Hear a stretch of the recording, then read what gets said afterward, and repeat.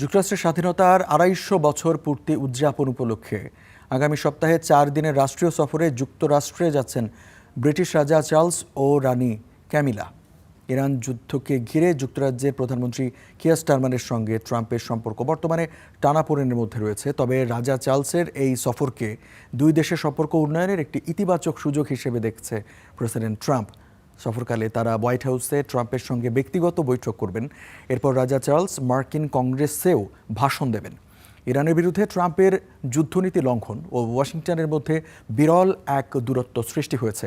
বিশ্লেষকদের মতে সম্পর্কের টানাপোড়েনের মধ্যে এই সফর দুই দেশের মধ্যে বিদ্যমান মতপার্থক্য কমাতে এবং পারস্পরিক আস্থা পুনর্গঠনে একটি কার্যকর ভূমিকা রাখতে পারে।